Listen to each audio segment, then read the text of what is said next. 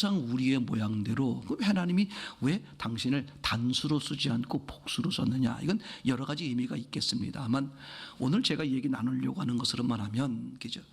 하나님은 이제 우리란 단어를 써서 삼위일체 하나님에 대해서 생각을 좀 해보자.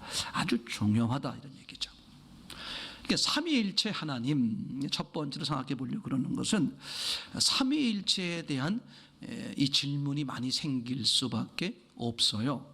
왜 생길 수밖에 없냐 하면 삼위일체 하나님에 대한 교리가 얼마나 중요한지 몰라요.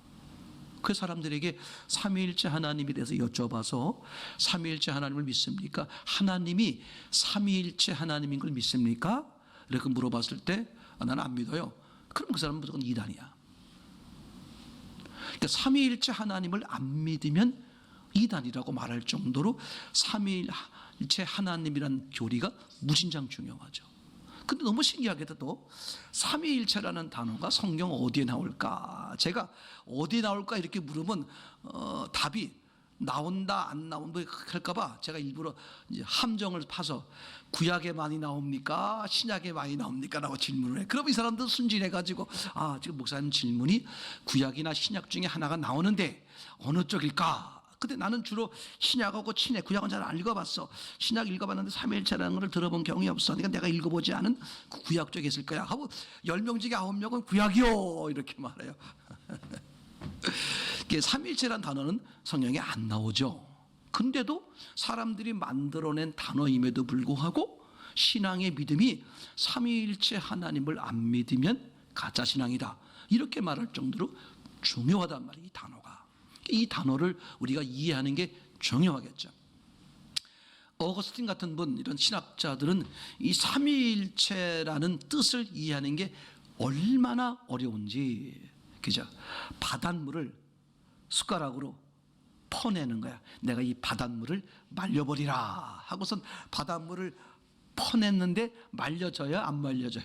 안 말려져. 물량도 많지만 아무리 퍼내도 육지에 퍼낸 그 물이 어떻게 돼? 도로 바다로 들어가잖아요. 그러니까 불가능하다.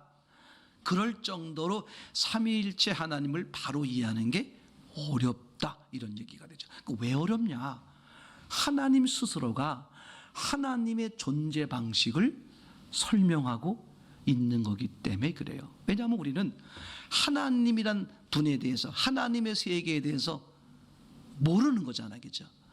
차원적으로 말하면 우리는 3차원 세계를 3차원 세계, 시공간에 제한받는 3차원 세계 속에 살고 있으면서 그걸 기준하는 삶이고, 하나님은 3차원 세계를 뛰어넘는 초월적 존재이니 기준 자체가, 그죠? 어렵죠. 그러니까 상상이나 짐작 정도밖에는 못하는 건데, 하나님은 하나님 자신에 대해서 이제 좀 초월적 표현을 하면 우리는 이거 이해가 안 되는 거야. 그래서 결국은 어떤 말이 나와요? 야, 이거 가짜다. 우리로선 이해가 안 되니까. 우리 그런 거 많이 하잖아요. 나하고 다르면 어떻게 해야 돼? 저분은 나하고 다르구나 이러면 좋은데, 나하고 다르면 신기해. 꼭 목소리를 올리면서 저 사람은 틀렸어. 그 제가 여쭤봐요. 왜 틀렸어? 그러면 나하고 달라요. 자기가 하나님이야 부처님이야. 글쎄, 아니 생각을 해보세요. 나하고 다르면 나하고 다르구나 그렇게 생각해야 되는데, 나하고 다르면 틀렸다 이런 개념이 많아요. 왜냐하면 3차원 세계에 살고 있는 자기는 그게 기준이라고 확고하게 자기도 모르게 깔려있다 보니까. 그래서 이 하나님이라는 것을 우리가 이해하기가 쉽지 않다. 이제 그럼에도 우리가 성경에 나와 있는 것들을 토대로 아주 기본적인 것만 안다면, 첫째, 삼위일체 하나님이다. 이 말은 위가 세 개다. 그래서 하나님은 위대하시다 이런 말 하잖아요. 그렇죠? 위가 세 개니까 우리는 위가 하나밖에 없는데 그분은 세 개가 있으니 얼마나 위대해요.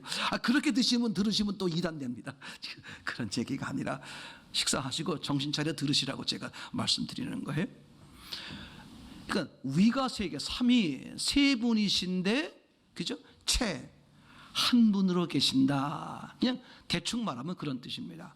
그럼 이게 세 분 얘기고 한 분 얘기고 무슨 얘기냐? 성부 하나님, 성자 하나님, 성령 하나님에 대한 이야기다. 그래서 여호와 증인이라든지 이런 분들 보면 그분들은 삼위일체 하나님을 부정하죠. 그죠? 유대교에서도 부정합니다. 그러면 그건 신앙이 잘못된 것이죠. 그죠? 이런 걸로 이제 기준한단 말이에요. 그러니까 우리가 삼위일체 하나님을 이제 아는 게 좋다. 제가 어렸을 때 교회를 처음 나갔을 때 들은 바에 의하면, 배운 바에 의하면 어떻게 배웠냐 하면 이렇게 배웠어요. 자, 밤하늘에 달이 있다. 달을, 그 하늘을 보면 달이 있고, 또 물에 비친, 호수에 비친 달이 있고, 그 다음에 거울에 비친, 이제 방에서 보는 거야. 이렇게 방에서 보니까 하늘에 달이 있고, 그 다음에 집 밑에 어디에 비쳤어요? 호수에 비치고, 그리고 자기 지금 창문 옆에 있는 거울에도, 자기 뒤에 배경에 거울에도 비친 거야. 자, 달은 하나인데 이렇게 세 개다. 그렇게 이제 배웠던 기억이 나는데, 이제 그건 아니고 우리가 이걸 바르게 정립하는 게 중요하다. 왜 그러냐 하면요, 요한복음 17장에 가면 예수님이 이렇게 기도하세요. 우리가 하나인 것처럼 저들도 뭐가 된다? 이것 때문에 그러는 거예요. 신앙의 열매는 뭐다? 하나 되는 거예요. 저는 이제 이런 걸로 보는 거예요.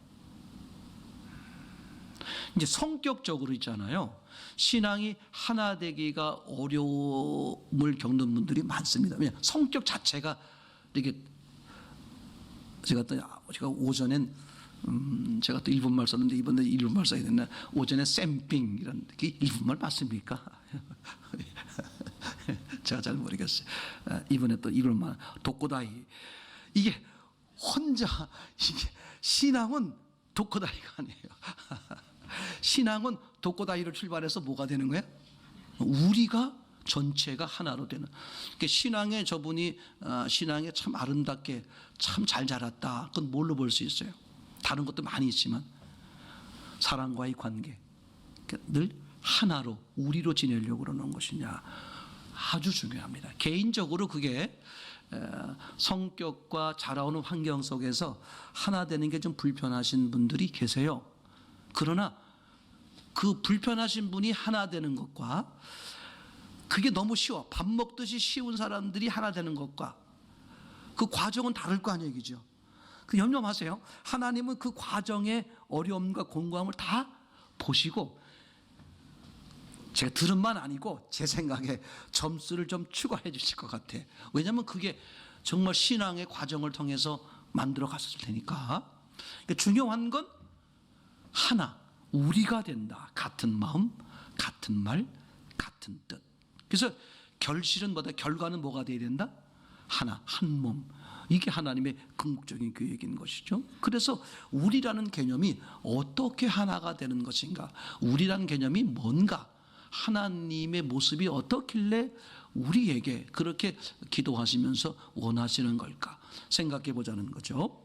성부, 성자, 성령의 문제입니다. 자, 그러면 이분이, 성부, 성자, 성령이라는 분이 세 분이시라는 거냐, 한 분이시라는 거냐, 여기서부터 이제 출발을 해보는 거죠. 그래서 성경 구절 몇 구절을 찾아보면서 생각해 보려고 그러는 겁니다. 먼저 볼 것은 성부, 성자, 성령은 하나다, 한 분이시다, 이런 쪽으로 성경을 이제 찾아보려고 그러는 겁니다. 자, 이제 먼저 보겠습니다.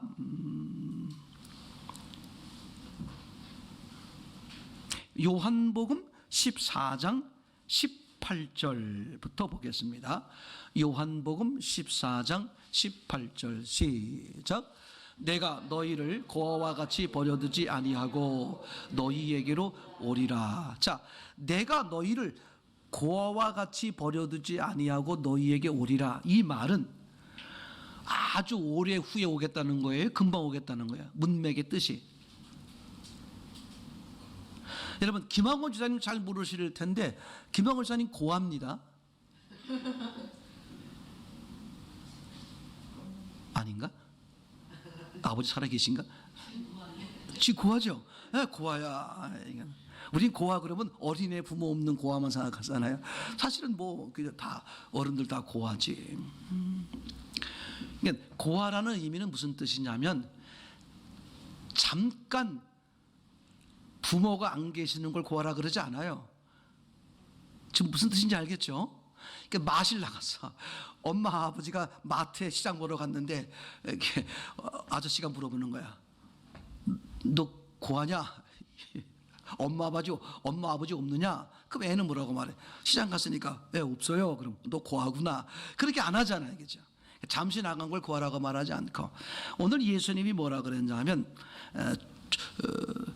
조금 후면 너희들이 나를 못 보게 된다. 근데 그와 같이 버려두지 않고 다시 너희에게로 온다. 너희를 본다. 이 말은 예수님이 너희를 잠시 떠났다가 어떻게 한다? 금방 다시 오겠다. 이런 얘기죠, 그죠? 그런데 여러분, 우리가 실상을 봐서 알겠습니다만 예수님이 십자가에 죽으시고 부활하셔서 승천하신 후에 다시 오시는 분이 누구였어요? 성령이시죠, 그죠? 그럼 어떻게 말해야 돼? 내가 가니까 성령이 온다. 그렇게 말해야 되는데 이 14장 18절에서 뭐라고 말하고 있어요? 내가 너희를 고아와 같이 버려두지 않고. 그 말은 무슨 뜻이라고 그랬죠? 금방 온다 그런 뜻이죠. 그러니까 성부 하나님, 예수님이죠. 그분과 성령 하나님 얘기되겠죠. 이분이 어떤 분이다? 같은 분이다, 다른 분이다? 같은 분이다. 이렇게 이제 보는 거예요. 자, 또 하나 요한복음 10장 30절을 보겠습니다. 요한복음 10장 30절 시작. 나와 아버지는 하나이니라. 그러면 나와 아버지는 하나면 그죠? 다른 거예요? 같은 거예요? 예, 같다고 말할 수밖에 없겠죠, 그죠? 다르면 어떻게 돼야 돼? 둘이라고 말을 해야 되는데 하나라 그랬으니까. 자, 그러면 요거는 지금 성부와 성자 이야기입니다. 그러니까 성부 하나님과 성부 성자 하나님, 성부 하나님과 성자 하나님은 하나다. 즉 서로 다르지 않다. 그 다음에 조금 전에 말씀드렸던 것처럼 성자 하나님, 즉 예수님과 성령 하나님, 그죠? 예수님이 승천하시고 오시는 성령님, 그분과 어떻다 그랬죠? 내가 너희를 고아처럼 버려두지 아니하고 너희에게 다시 온다 그랬어요. 금방 온다는 말이잖아요. 근데 오시는 분이 성령님인데 왜 예수님은 자기가 온다 그랬을까? 그는 성령님과 예수님은 어떤 분이기 때문에, 같은 분이기 때문에 이렇게 성경을 보게 되는 거죠.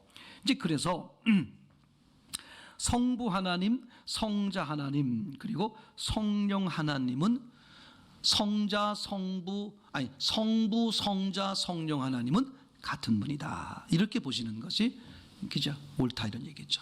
이번에는 다르다는 측면의 성경 구절을 이제 이야기해 보려고 합니다. 요한복음 14장 28절.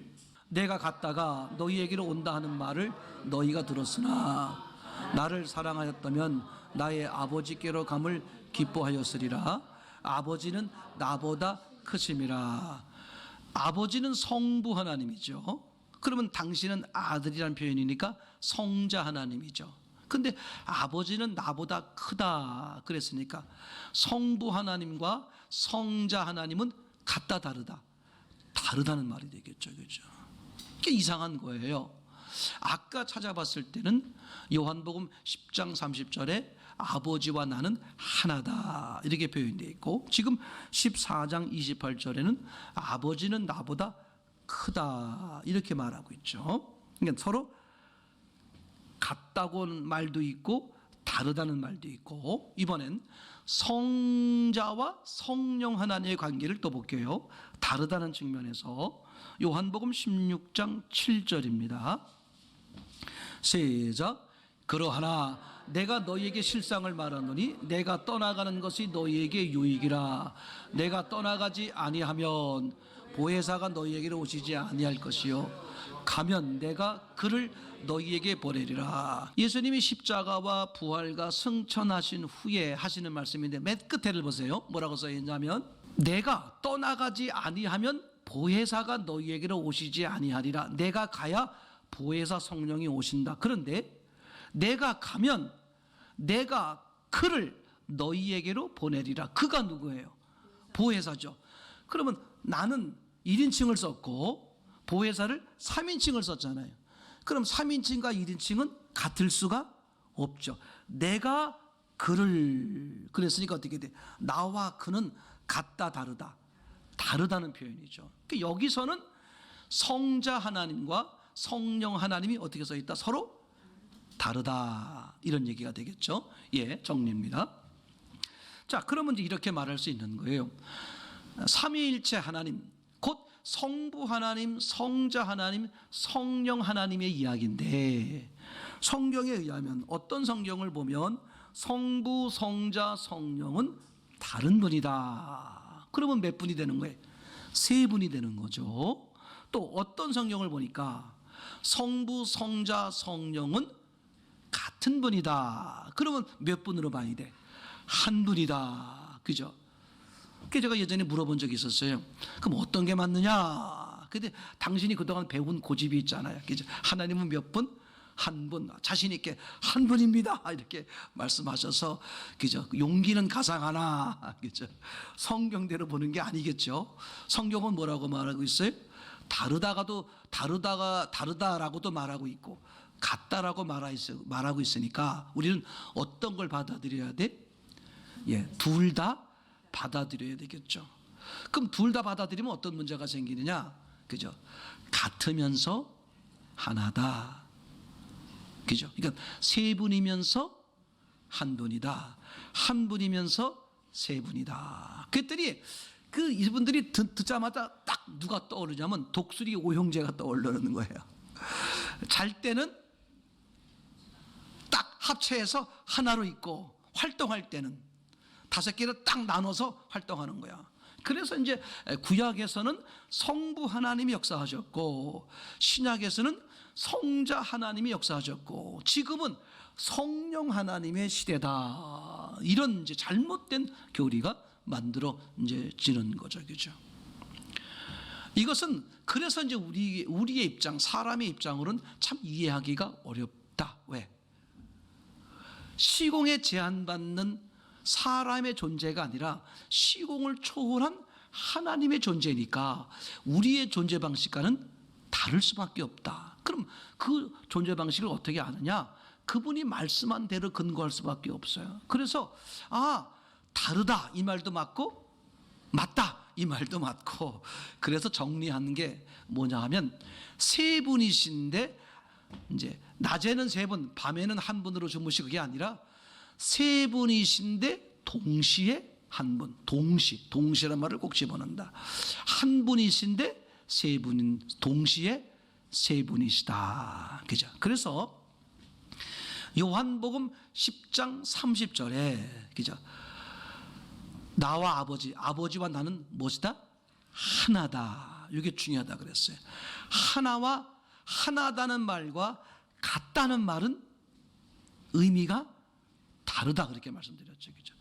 같으면 A와 B는 같다. 그러면 같으면 둘인데 쌍둥이네, 서로 같네, 이렇게 말할 수 있죠. 근데 하나라는 것은 무슨 뜻이냐? A와 B가 하나다. 이 말은 무슨 뜻이냐면 A가 곧 B고 B가 곧 A. 그러니까 하나는 무조건 뭐가 돼야 돼? 하나여야 돼. 같으면 둘이 될 수 있는 거죠, 그죠? 그래서 하나님은 스스로 하나다라는 단어를 썼기 때문에 세 분이시면서 한 분으로 계신다. 그걸 우리는 삼각형으로 이렇게 설명을 했어요. 제가 네팔 분들하고 얘기하다 보니까 네팔 분들은 이렇게 설명했어요. 어떤 분, 목사님 한 분이 뭐라 그랬냐면, 계란은 뭘로 돼 있다? 아시는 분은 노른자, 흰자, 껍데기. 그럴싸하더라고요. 그죠? 세 개 합쳐서 뭐라고 말해? 계란. 그죠? 껍데기를 뭐라고 그래? 껍데기를 계란 이렇게 말하지 않잖아요. 계란, 껍데기.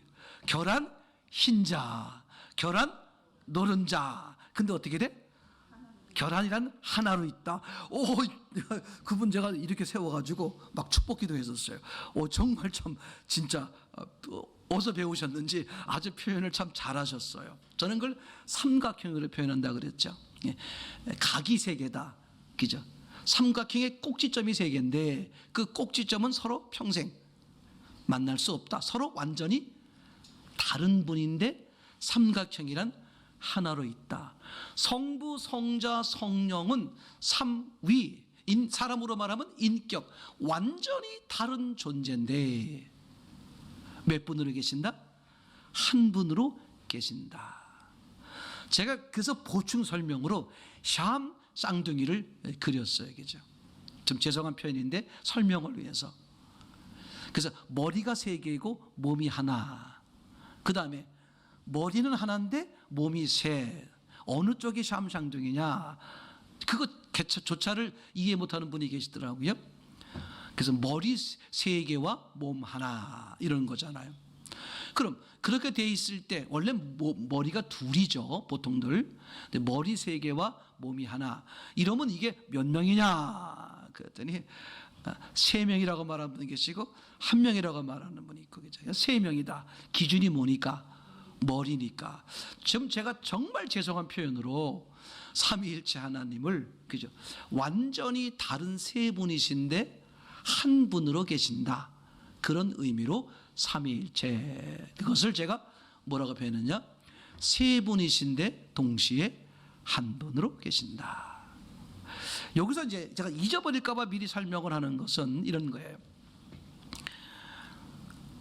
사람들은 세 사람이면 어떻게 써야 돼?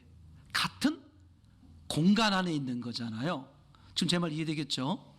이건 같은 공간 안에 있어야 돼. 그러니까 몸이라는 공간 안에 세 사람이 있어야 그게 말이 맞는 거예요.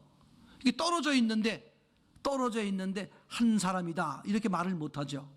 샴 쌍둥이처럼 몸이 붙어 있어야, 그죠?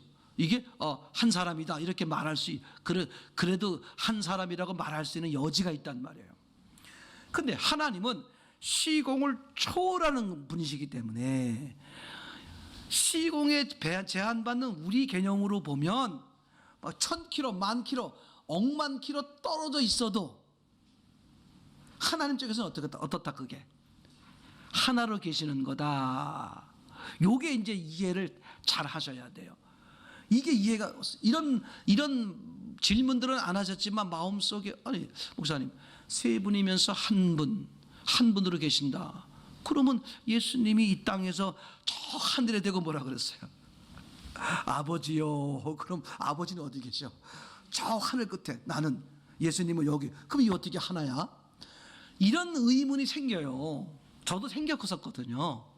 그러니까 3차원 세계, 시공에 제한받는 개념에서는 한 사람이 되려면 어떻게 돼야 돼?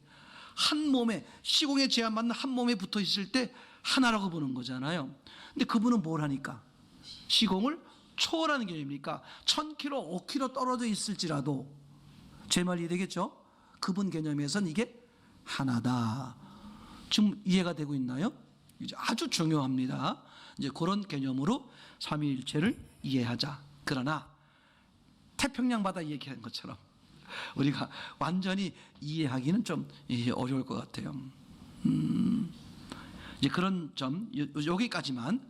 자, 그러면 이것을 조금 더 이제 우리에게 구체적으로 실물 교육을 시켜주시는 장면이 나온다. 그게 요한일서 1장 5절이다. 참 놀라운 거예요.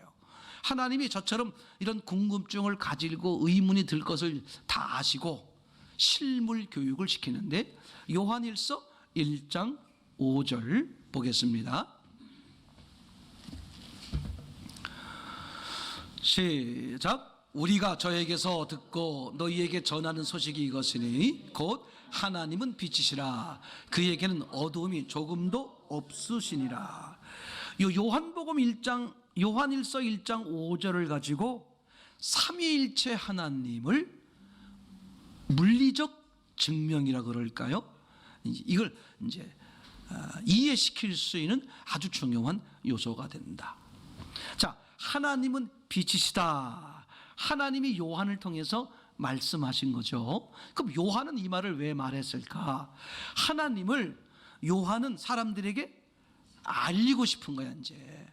그런데 알릴 방법이 애매모호하다 보니까 하나님을 뭐라고 설명할까 하면서 이제 빛이라는 걸 이용해서 사람들에게 말씀을 설명을 하려고 그러는 거예요. 그러면 이런 거죠. 하나님은, 요한은 알고 있는데 누가 모르는 거야? 예, 사람들이 모르는 거야. 그러면 사람들이 하나님을, 어차피 하나님은 안 보이시는 분이니까 이분을 어렴풋하게나마 알게 하기 위해서, 사람들에게 설명을 하기 위해서 사람들이 알고 있는 어떤 것을 끄집어내서, 그죠? 하나님을 설명하려고 그러는 거야. 그러면 그 빛이라는 것은 일단 하나님하고 어떻게 돼야 돼요? 닮았어야 되겠죠. 그래서 하나님은 처음부터 빛을 만들 때부터 이 말씀을 하실 것을 이미 준비하시고 빛을 어떻게 만들었다? 하나님의 특성과 비슷하게 만들어 놓으셨다. 그래서 빛을 알아보면 누구를 볼 수 있도록, 하나님의 특성을 알아볼 수 있도록, 하나님이 어떤 분인지를 알아볼 수 있도록 하나님이 교회에 가셨다. 우리는 그렇게 보는 거잖아요. 그래서 요한이 하나님은 빛이시다라고 말할 때 그 빛은 어떤 영적 막 깊은 어떤 의미가 있는 그런 의미를 말하는 게 아니라 사람들이 알고 있는 저 태양빛, 이런 불빛, 이런 빛을 말하는 거죠. 그죠? 또 말씀드릴게요. 왜 자꾸 그렇게 말하면 사람들은 그 빛은 영적인 어떤 막 뭔가 영적인 의미를 얘기하는 거다, 그렇게 자꾸 얘기하려고 그러는 건데, 그거는 문맥 때문에 안 된다. 요한은 모르는 하나님을 알고 있는 것으로 설명하려고 하는 거니까, 하나님은 모르더라도 이 빛은 사람들이 알고 있어야 돼요, 몰라야 돼요? 알고 있어야 되겠죠. 이 하나님이 어떤 분이냐? 너희가 알고 있는 저 빛과 비슷하다, 이렇게 설명하려고 하는 것이죠. 그래서 빛을 연구하면 초월적인 하나님의 속성을 너무나 확연하게 알 수 있게 된다. 그래서 이제 빛을 우리가 같이 알아보는 거였잖아요. 첫 번째 질문, 빛은 항상 뭐 한다? 직진한다. 그죠? 그럼 왜 빛은 직진할까? 이러면 이제 예전에 공부했던 거 다, 고등학교 시절 또 대학교 시절 다 배웠던 거 다 생각해가지고 막 상상을 합니다. 막 그럴 거 없죠. 빛은 왜 직진할까? 그죠? 하나님이 직진하게 만드셨다, 이렇게 보는 거예요. 우리는 뭐 여기가 지금 학교가 아니라 교회이기 때문에 예. 빛은 신기하게도 직진을 합니다. 그래서 부딪히면 또 그대로 반사하는 거고요. 그죠? 그래서 빛은 왜 직진할까? 어떤 과학적, 물리적 이해를 하려고 그러는 게 아니라 우리는 성경적, 신앙적 이해를 하려고 그러는 거예요. 하나님이 빛을 직진하게 만들었다.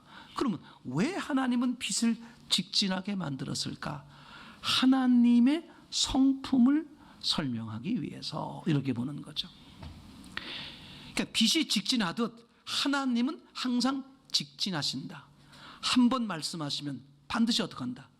그 말씀을 거둬들이는 일이 있다 없다? 반드시 그 말씀을 지키신다.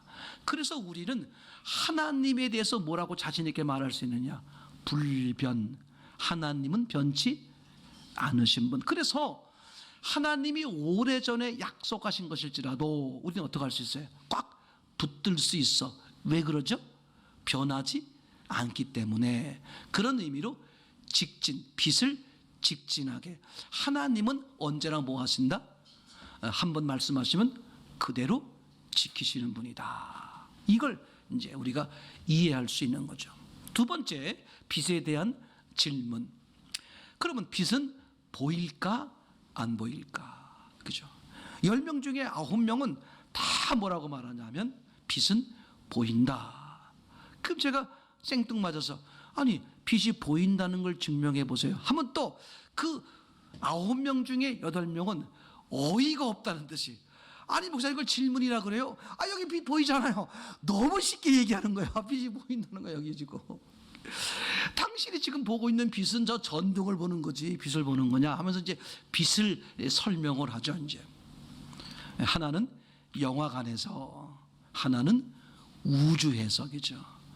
영화관에서 영화 볼 땐 어떻다? 공간이 캄캄하다. 그죠?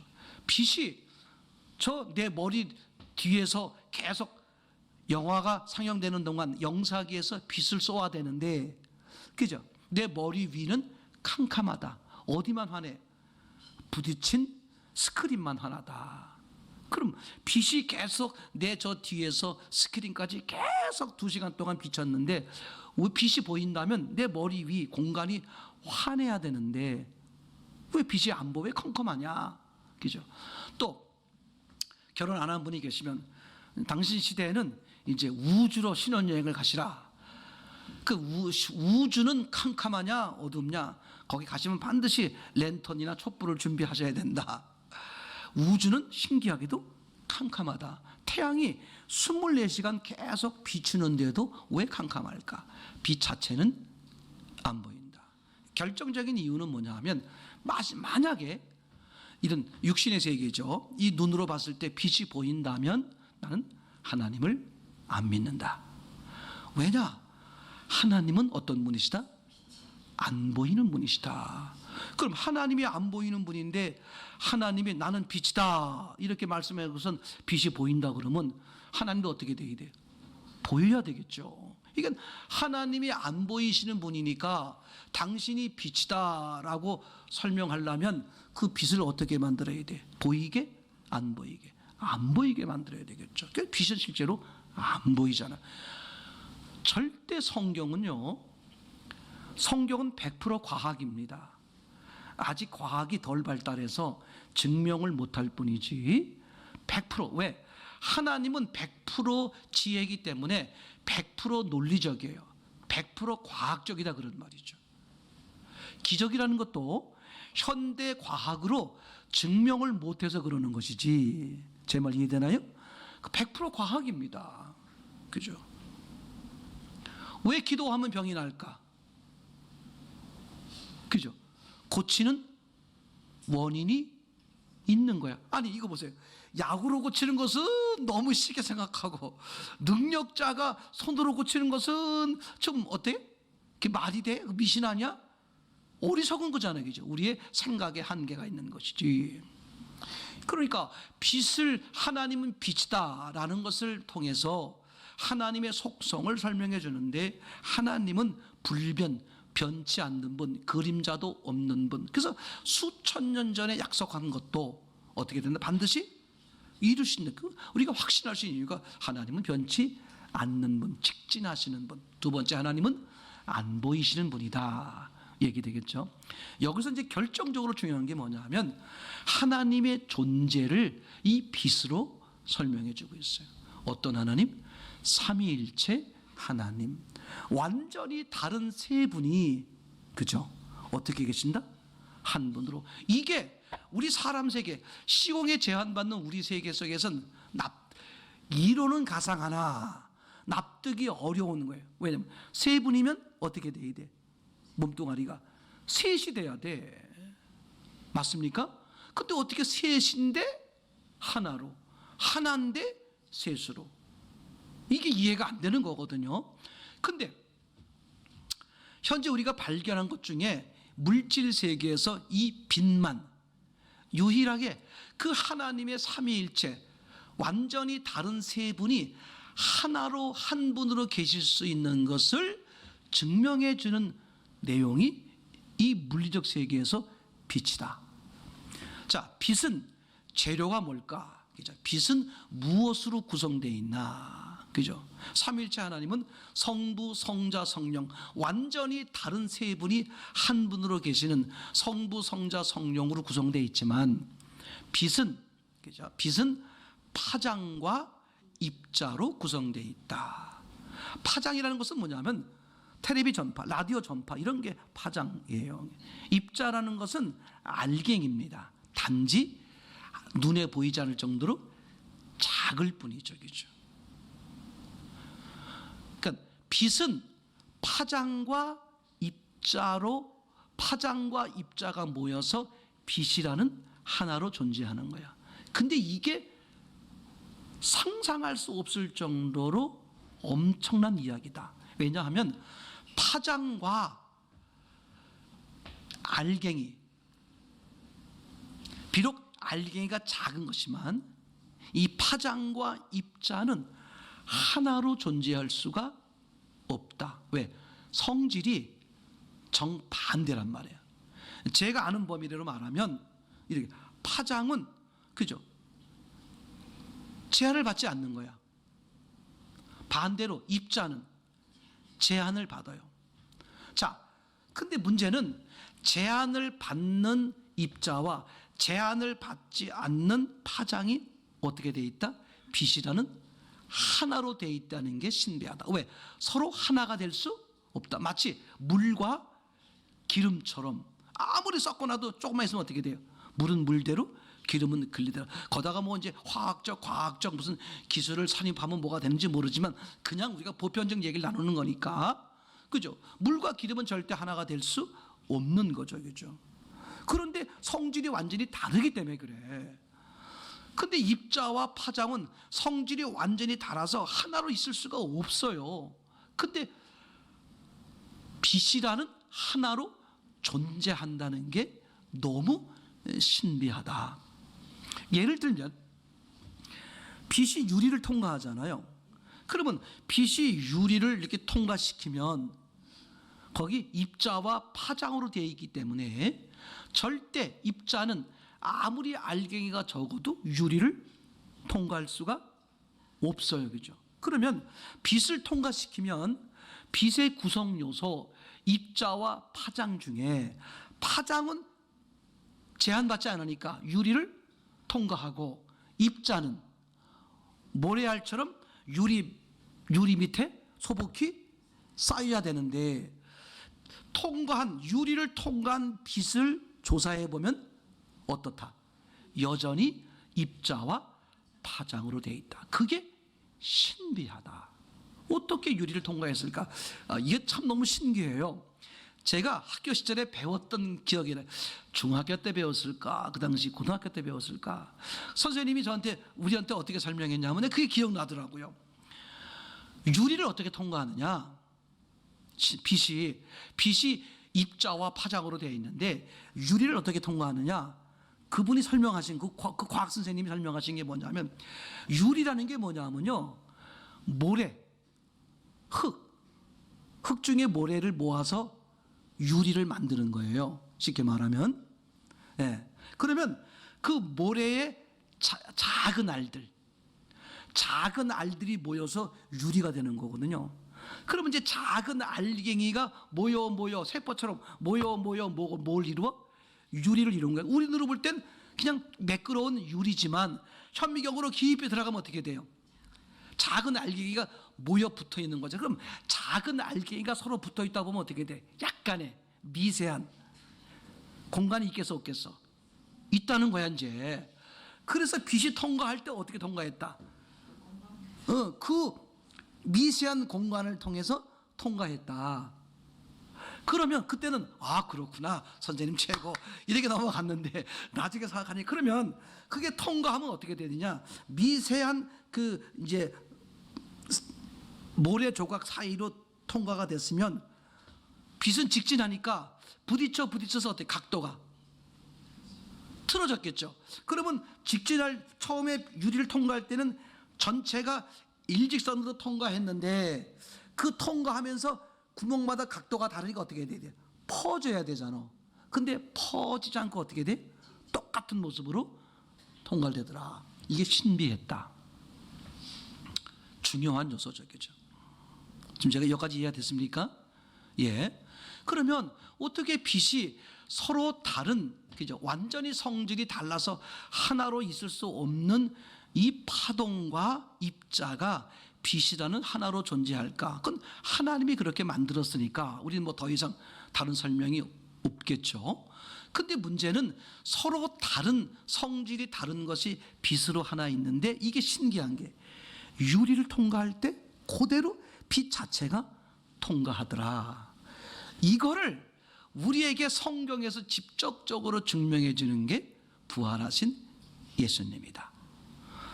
부활하신 예수님이 제자들이 무서워서 자기들 죽을까봐 숨어가지고 다 문들을 걸어 잠그고 벌벌 떨고 있는데 부활하신 예수님이 어떻게 문도 열지 않고 그냥 벽을 통과해 들어왔어요.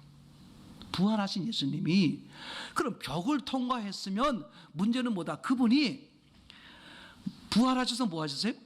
먹기도 먹고 만져보기도 하고 뭐가 있는 거야? 채가 있는 거란 말이야.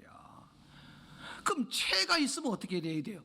벽을 통과를 못해야지. 그러면 채는 문 앞에 떨어지고 영만 쓱 들어간다든지 그러면 이해가 되는데 몸과 영이 어떻게 돼버려요? 채와 영이 한꺼번에 들어가 버리잖아.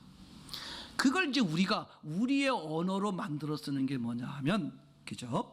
부활하신 예수님은 영과 채가 있는데 영 우선으로 돼 있다. 설명할 방법이 없어서 이런 언어를 쓰는 것뿐이죠. 그러면 이제 빛으로 봅시다. 빛은 유리 앞에 빛이 있는데 빛은 파동과 입자로 돼 있어요. 입자는 유리에 걸리는 것이고 파동은 걸리지 않는 거예요. 그러면 유리를 통과했는데 왜 입자까지 파동과 함께 유리를 넘어갔느냐? 그 우리 설명으로 말하면 어떻게밖에 말할 수밖에 없다. 이 빛은 파동 우선으로 돼 있다. 이렇게 설명하는 거죠. 더 물어보면 더 대답할 게 없어요. 저는 과학적 지식도 없고 이제 성경적 전체 안에 설명하는 거예요. 자, 그러면 이제 문제는 뭐냐 하면 이런 거거든요. 하나님이 빛을 통해서 하나님은 빛이다. 왜 하나님 자신을 빛이라고 설명했을까? 그죠? 이 빛은 완전히 성질이 달라서 하나로 있을 수 없는 입자와 파동. 그것은 삼위일체 하나님. 그만큼 성부와 성자와 성령은 하나로 있을 수 없는 완전히 다른 존재다. 그런데 신비하게도 어떻게 되어 있다? 한 분으로 계신다.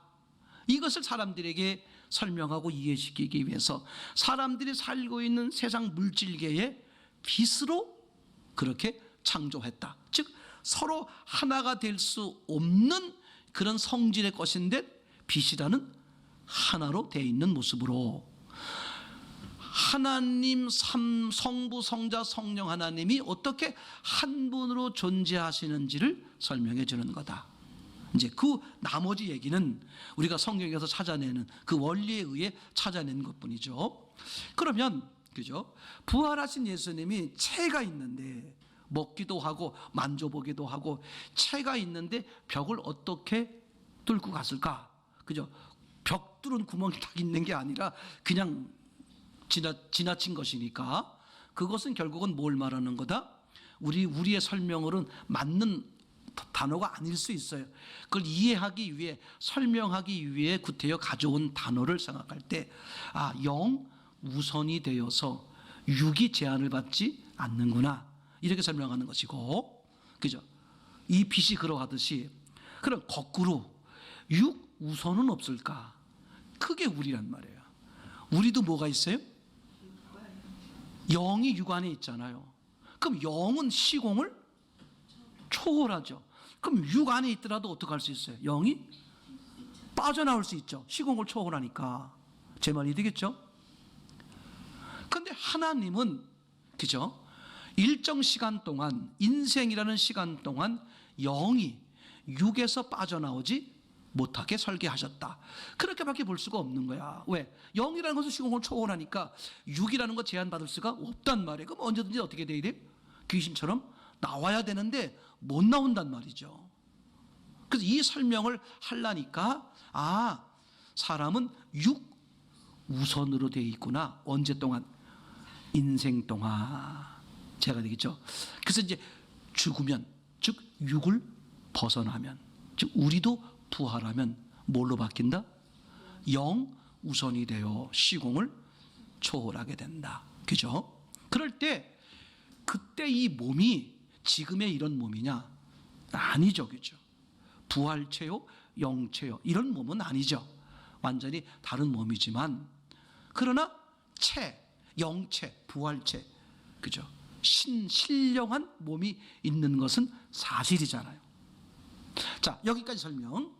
그러니까 삼위일체 하나님이란 완전히 다른 세 분, 그러니까 인간적 시각으로는 전혀 한 분으로 계실 수 없는 분들인데 한 분으로 계신다. 제 말이겠죠? 하나로 있으려면 서로 뭐 해야 돼요? 서로 이렇게 서로 그걸 뭐라고 그래야죠? 서로 영향을 받아야 되겠죠. 근데 이거는 완전히 독립된, 인격이 완전히 다른, 그죠? 강제성이지 못한 그런 관계임에도 불구하고 어떻게 계신다? 한 분으로 계신다. 그걸 빛으로 설명했고, 사람도 결국은 육우선으로 계시다가, 그죠? 사람이 죽으면, 그죠? 부활하게 되면, 맞습니까? 예, 그건 영우선이 되어서 영원한 세계를 살게 된다. 이런 얘기가 되겠죠. 요거를 절대 이제 아주 기본적인 내용이지만 절대 잊지 마시고 딱 바닥에 깔아 놓으셔야 합니다. 자, 한번 따라해 보시죠. 성부, 성자, 성령의 하나님은 세 분이시면서 동시에 한 분이시다. 아멘. 이제 이렇게 돼 있다. 그래서 빛으로 설명한 것은 완전히 다른 두 종류인데, 완전히 다른 두 종류인데 하나로 존재하는 것을 말했다. 그러면 서로 다른데 어떻게 유리를 통과할 수 있을까? 이것은 뭐 우선? 파장 우선. 근데 실제로 사람도 그렇다. 그렇죠? 영과 육이 서로 완전히 다른 성질이야. 근데 어떻게 하나로 사람이라는 하나로 존재할까? 그죠? 그것은 육 우선으로 되어 있기 때문에. 근데 우리가 죽고 나면, 즉 부활하게 되면 뭐가 된다? 영 우선이 된다. 자, 마지막 이제 그러면 하나님은 이제 이걸 통해서 궁극적으로 뭘 말씀하시려고 하는 거냐? 하나님의 목적 때문에 이런 설계와 이런 방법을 사용하시는 것이죠. 자, 예수님이, 부활하신 예수님이 이제 그 벽을 통과했습니다. 그때 그 벽의 두께가 어느 정도 됐을까? 동남아에 살아보신 분들은 나무떼기니까 아마 한 5cm, 3cm. 어느 집 가니까 옥수수대로 집을 지은 집도 있더라고요. 그죠? 그 얼마나 뭐 그냥 조금만 머리를 휘어 밀어도 쑥 들어갈 것 같아. 근데 저 추운 지방에서 사신 분들은 벽 두께를, 우즈벡에 가보신 분들 알죠? 우즈벡, 아니 카자흐스탄에 가셨을 때 그 어떤 별장 같은 거, 우리 그때 그 화장실 깜짝 놀랐어요. 화장실에 갔는데 우린 화장실 들어가서 이제 이렇게 이제 저기 창문이 있잖아요. 창문이 어디 있어야 돼? 여기 창문이 이제 유리가 있어, 여기 있었네. 창문 유리는 여기 있는데 그 바깥은 어디 있냐면 저기 있어요. 그 느낌에 저기 있어. 벽 두께가 추우니까. 그래서 거기 이렇게 그 집 짓는 걸 봤더니 우리는 이제 벽돌을 이제 봐요. 길고 이런 벽돌, 이제 벽돌이라고 치면, 그죠? 벽돌을 어떻게 쌓아요? 이렇게 쌓잖아요, 그죠? 벽돌을 이렇게 쌓더라고. 이게 두께가 어떻게 돼? 왜요? 나 깜짝 놀랐어요. 아, 이게 추워서 그렇구나. 예수님이 저 벽을 통과할 때 벽 두께가 얼마나 됐을까? 보통 저 집이니까 우리가 한 50cm로 합시다. 50cm면 정말 많이 봐드린 거야. 50cm면 많이 두꺼운 거야. 자, 50cm를 통과했어요. 1m는 통과 못 하실까? 10m는 다 통과하죠, 그죠? 근데 이제 이걸 아셔야 돼요. 참 놀라운 게 뭐냐면 빛으로 설명한 그 빛이, 그죠? 유리만 통과하느냐? 아니라는 거예요, 그죠? 빛이 통과하고 통과하지 못하는 기준은 재질이 유리냐 아니냐 거기에 있는 게 아니다. 그죠? 빛이 통과하고 통과하지 못하는 기준은 투명하냐, 불투명하냐야, 그죠? 유리가 아닐지라도 투명하면 두께와 상관없이 어떻게 돼요? 통과를 해. 아무리 얇을지라도 투명하지 않으면 빛은 통과 못해. 그러면 하나님은 빛이다. 그래서 빛이 뭐 지금 뭐 자랑하려고 뭐 어디 통과하는 거 1m, 10m 통과 뭐 그런 거 얘기하려고 그러는 거예요? 하나님이 궁극적으로 말하고 싶은 것은 사람이죠. 사람을 통과하고 싶은 거예요. 어떤 사람에게 들어오려고 하느냐, 그걸 빛으로 설명하는 거예요. 빛은 재질이 뭐냐가 아니라 뭐예요? 투명하냐, 불투명하냐, 그것으로 빛이 통과하고 통과 못하고의 결정적이 되는 거죠. 그럼 빛으로 설명한 하나님은 궁극적으로 어디를 두려고 그러는 거야? 사람 몸뚱아리 안으로 들어오려고 그러는 거야. 사람 몸 안으로 들어오려고 그러는 거야. 맞죠? 그럼 어떤 사람에게 들어오겠다는 거냐? 재질이 중요한 게 아니라 뭐다? 투명하냐, 불투명하냐. 그러면 사람이 벽이 투명하냐, 불투명하냐는 어떻게 됩니까? 사람이 투명하다, 불투명하다의 얘기는 무슨 뜻이에요? 그죠? 사람이 깨끗하냐? 뭐 그런 얘기하는 게 아닙니다. 사람의 마음이 투명하다는 것은 무슨 뜻이냐? 사람 마음 속이 보이는 사람, 그런 말이죠. 겉과 속이 같은 사람. 그럼 투명한 사람이 뭐냐? 그게 죄인이요, 세리요, 창녀야. 그럼 그분들의 공통점이 뭐야? 나는 죄인입니다. 나는 흙입니다. 요거잖아요. 그죠? 그러니까 예수님이 들어오려고 하는 사람의 심령 속에 들어오려고 하는데 어떤 사람과 함께 하겠다는 뜻이냐? 투명한 사람. 저는 흙입니다. 하나님 없이 살지 못합니다. 그런 사람을 만나주고, 그런 사람을 찾아오고, 그런 사람과 함께 해주겠다. 야, 얼마나 완벽해요. 맞습니까? 그러니까 지금까지 내가 불투명했더라도 이제 뭐 하시라? 예, 맞습니다. 제가 교만했습니다. 그래서 이제 신명기 6장 4절에 이스라엘아 들으라 라고 말하는 그 이스라엘은 무슨 뜻이다? 예? 교만한 자들아. 야곱의 이름을 이스라엘로 바꾼 거잖아요.